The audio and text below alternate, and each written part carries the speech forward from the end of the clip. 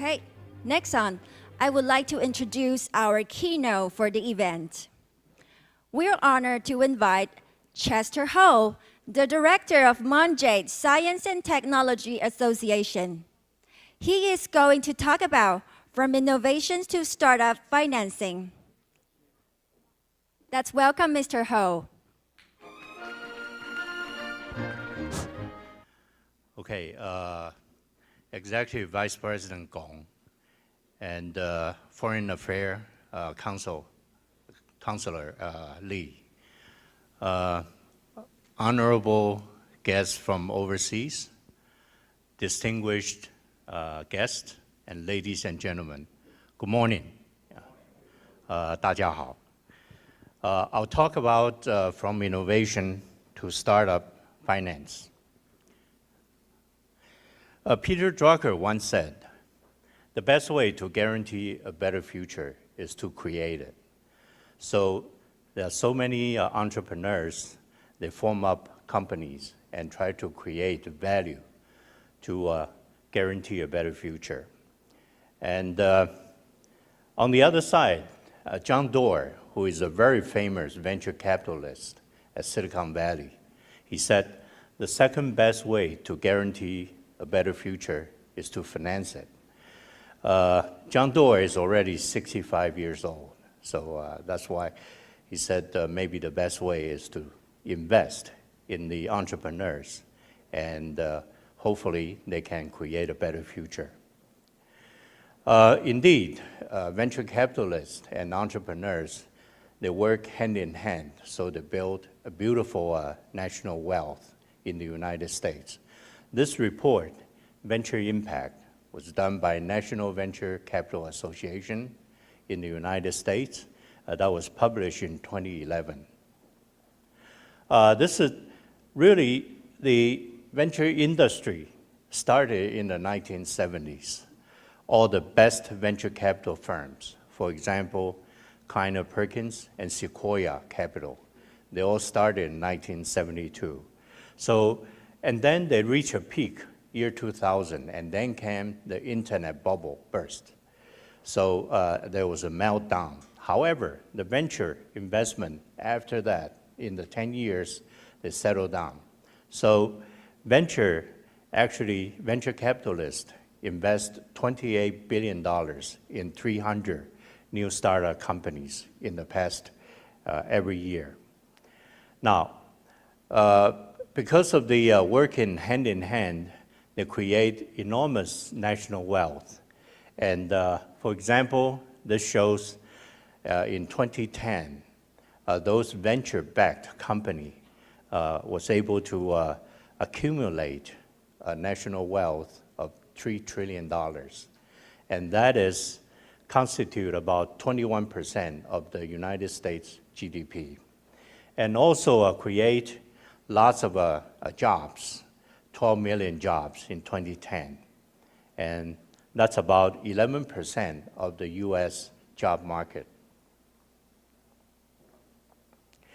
Well, for the 40 years from 1970 to 2010, the entire amount, venture dollar, was about 500 billion US dollars. As you can see, 1/3 of the money goes to Silicon Valley. Okay, that's what makes Silicon Valley today. And then this is Boston, about 59 billion, and the New York City, about 40 billion. So sum up together, 20% of the venture dollar goes to Boston. So no wonder these become the hotbed. Silicon Valley and the East Coast become the hotbed for innovations and entrepreneurship. And of course, along the way, they make so many very, very famous entrepreneurs. They all started with Hewlett and Packard. And then you can see Bill Gates and Paul Allen, Steve Jobs, and Steve Wozniak. And then more recently, you have Google's Larry Page and Sergey Brin. And then Mark Andreessen, Netscape, Amazon, Jeff Bezos, and then Mark Zuckerberg, Facebook. all these guys make tremendous contribution to the world. Now, you may want to ask, how do they start their own startup companies? Normally, they all started here. Number one, you got to look into the future, okay? And then see what's missing. Oh, I'm sorry, my bad. And take a look, what's missing there. And then write it down and try to figure out a solution. From that solution, you iterate, you do a marketing study. And from there, you find your co-founder. Oftentimes, the co-founder is actually found at the very beginning, all right? And then you split your equities, and then you do your fundraising. This equity split sometimes can be tricky. But then Larry Page, Sergey Brin for Google, they got 50-50. And then, however, for Microsoft, Bill Gates got 60%, and Paul Allen got 40%. And so Paul Allen hate Bill Gates, all his life. So I might as well just go for 50-50. And then once you get the fund, you get the funding, and then you can execute your plan. From there, if your company is scalable, and then you may end up with the success. If not, you have to go back and start it all over again. So, however, we say live in the future.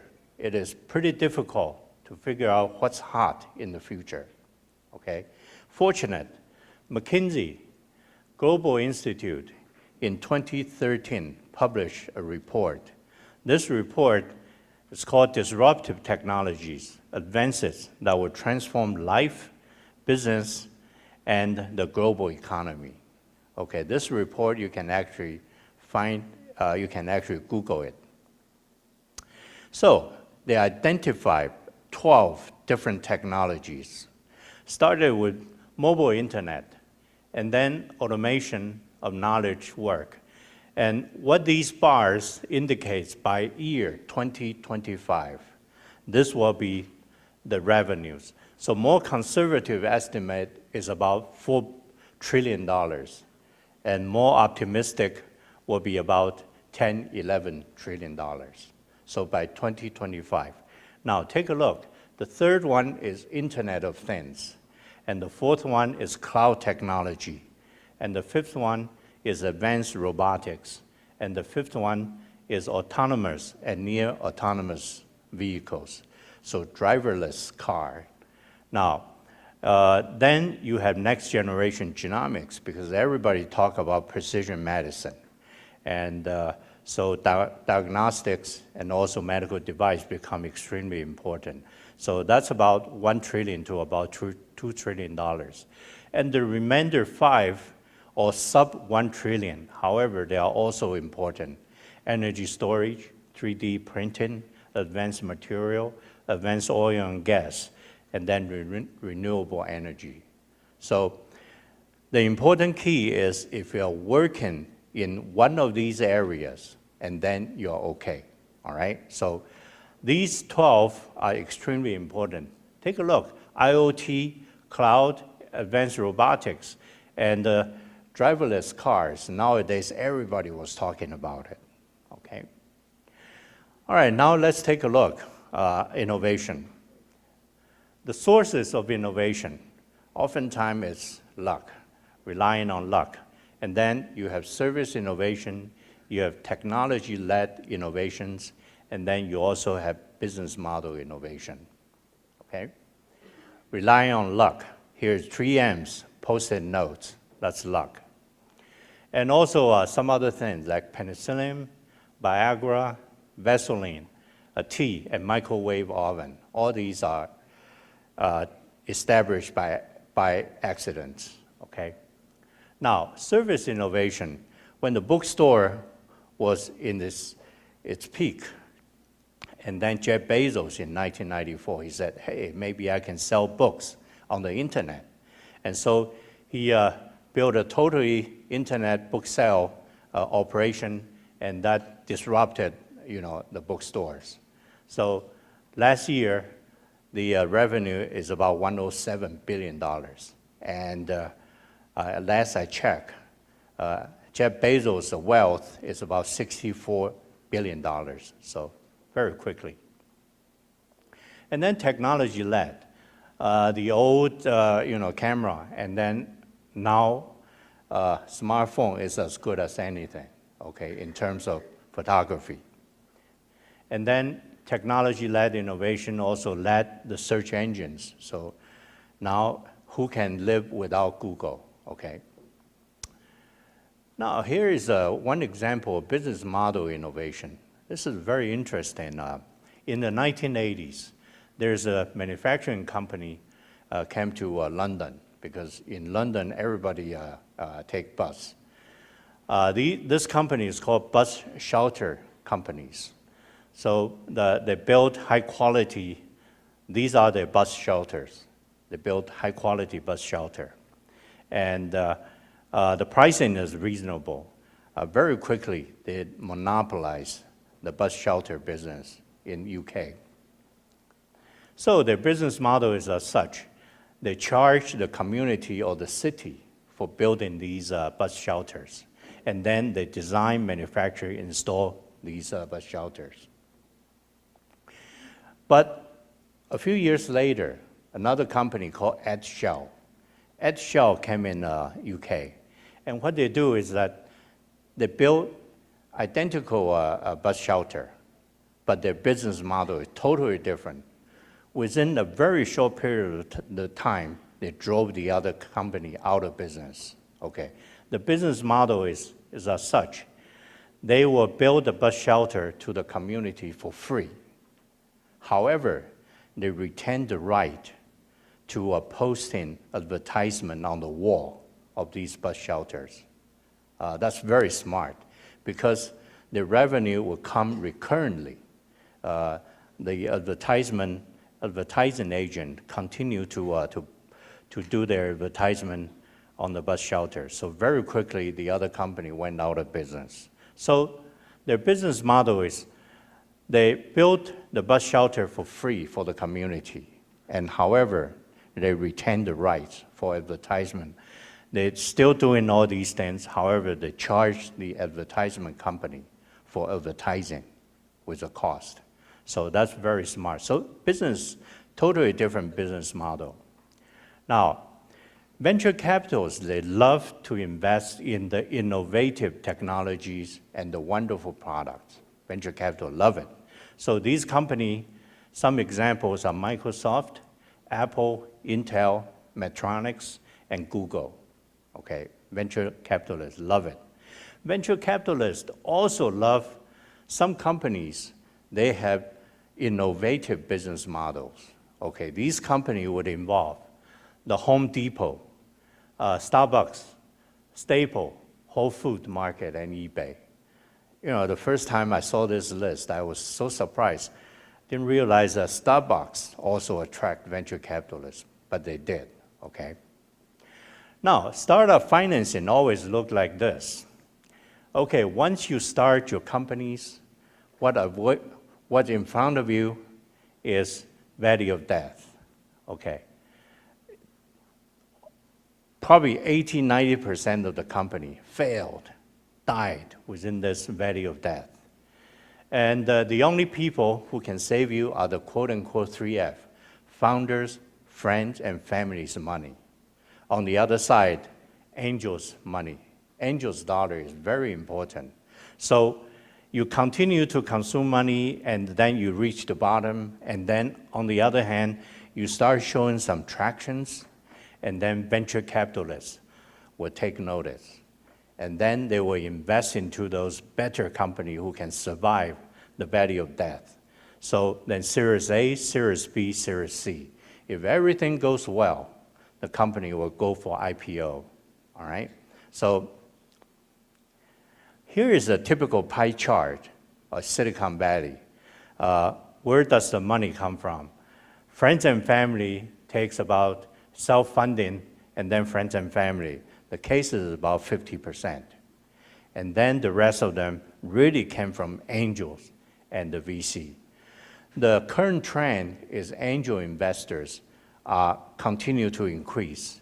Okay, so they are actually pushing the VC become smaller and smaller. So there's also become a pseudo VC, which is called super angel and mini VC.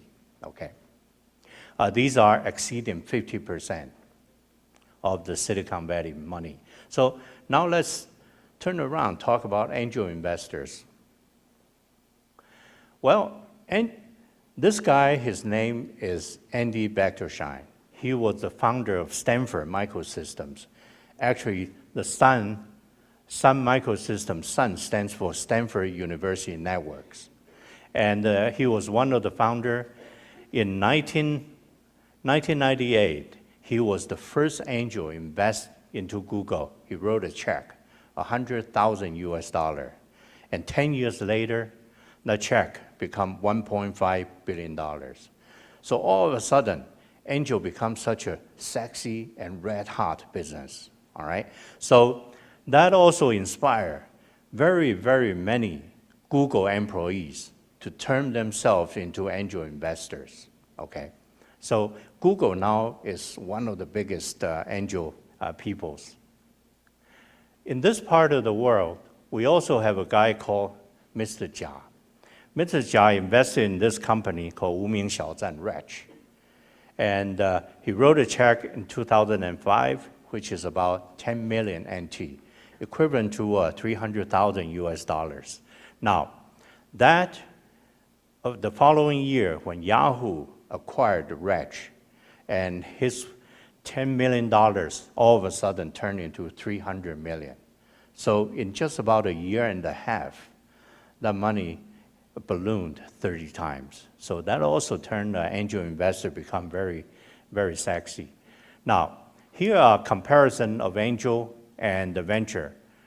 Angel invest about $24.8 billion. I was told the last year was the first year that the angel investment dollar actually exceed venture capital dollars. Angel invest many, many deals, 71,000 deals, and venture only about 4,000. Okay, so who are these angels? Angels normally are entrepreneurs. They become very successful, and they use their own money to invest into the startup companies. Now, normally the company are small and early stage, okay? And the venture capitalists are money managers. They invest money for their investors, okay? So they're always medium stage. For example, my venture capital firm, our sweet spot is about $2 to $3 million US each investment company. However, I also founded Taipei Angels. Taipei Angel, the sweet spot is 3 million NT, which is about $100,000 US, okay? Just like the check Andy Bechtolsheim wrote. All right, what would motivate angels to continue investing into entrepreneurs? Well, everybody will give you this, give back is the first reason. And also some interest in the return on investment. And some will get the thrill, the happiness of a grand slam, a home run. For example, Peter Thiel wrote a check, 500,000, and that turned into 2.6 billion when Facebook went public. And stay involved. Okay. Most of the company would take angels. And for example, Facebook's, even Costco, Starbucks, Google, and Amazon. I'm just taking Amazon as one example. For instance, Jeff Bezos in 1994, he invested only $10,000 US into the company. He actually loaned $44,000 US to start Amazon. And then he persuaded his parents to invest $250,000 into the company, and then he gave them 17 cents per share for Amazon. And he gave himself 0.1 cents per share. So he was very smart. Now, Then he found some business angels. So these angels promised Jeff Bezos that he was able to syndicate another 20 angels to invest. So Jeff Bezos gave them 13 cents per share, even better than give it to his parents, okay, better term. And then indeed, they get these angels syndicate, 20 angels invest into, however, they invest at 33 cents. So a good company, you continue to increase your valuation, okay, that way. So beautifully, Amazon going that way. And then when venture comes in, venture capital came in, that was $2.34 per share, okay. A year later, after VC invested, the company went IPO, and the IPO price was at 18. And I checked yesterday, that was $756 per share. And mind you, that was 2-for-1 split, and 1 3-for-1 split. So at this time, every share is turning into 12 times, okay, 12 shares. So amazing. So that's why Bezos right now is about $64 billion valuation, his wealth. Well, I want to spend a little time to introduce you about Taipei Angels. About 4 years ago, when I was teaching at Zhengzhi University in Taipei, National Zhengzhi University, the EMBA. How much time do I have? Okay. I guess I'm okay. I was teaching EMBA University, EMBA Venture Capital. So at the conclusion, I normally will give about 30 minutes to wrap up the course. At the time, lots of young entrepreneurs try to start up their companies. However, I thought the most important thing is we should give them mentorship. So I decided to challenge the EMBA students. That class, we have 60 EMBA students. So I told them, I said, what really is missing in Taipei, why Taipei is not a Silicon Valley, is we don't have angel investors, very many angel investors who are willing to mentor the young entrepreneurs. So I challenged them, I said, you know, I introduced angel investors like Ron Conway and also Mark Andreessen, how wonderful they are at Silicon Valley. At the end, I told them, I already find a name, which is called Taipei Angels. And toward the end, the very last slide was my cell phone number. I said, call this number if you are interested. So in less than 24 hours, they called me, and so we went out. We have a lunch together, 10 of them, and then we decided to form Taipei Angels. And Taipei Angels, we make our mission statement as such, to inspire and nurture the entrepreneurial spirit. We decided to help one person, one dream, and one startup at a time, one at a time. So today we actually invested 15 companies already. Now, we already have 85 angels. After the conference, the first batch, we have 23 angels, and it continued to balloon. So right now we have 85 angels. They are former and current top executive in Taiwan. And they are also very interested in mentoring the young entrepreneurs. So for the past 3 to 4 years, we actually mentor quite a number of companies. Even though some of the companies, we feel that they are not mature enough, we still mentor them. So that's the wonderful thing about these angels. We have 5 areas, which is life science and clean tech, mobile internet, and hardware maker and manufacturing, software programming and design, and then finally, cultural creative enterprise. We did our first investment in September 2012, and we have our monthly Sansan Hui, the third Wednesday. Actually, tonight is our Sansan Hui. We normally have 3 to 5 startups will do the pitching, and a number of Taipei Angels will be just sitting in the audience, okay? Now, these are just some of our portfolio companies. They're all very wonderful companies. And I just want to give you a brief introduction about the last one, Impact. I don't know if you know, these 4 IMBA, my former students, they formed a Team Impact, and they entered the HALT Prize competition, which was sponsored by Clinton Foundation. And nearly 20,000 teams in the world entered the preliminary test. So the final company was about 250. They meet up at 5 different cities, Abu Dhabi, London, Boston, Shanghai, and the last one is St. John's in Brazil, St. John in Brazil. So each city, about 50 teams, and this team, Team Impact, we decided to mentor them, invest in them. So finally, they went to Abu Dhabi for the competition. They were the number 2. They were the runner-up for that. Only the first champions are the finalists, can enter the final competition, but they were the runner-up. So last year, interestingly, they actually invited 8 different teams to do the Indiegogo internet competition. So Team Impact then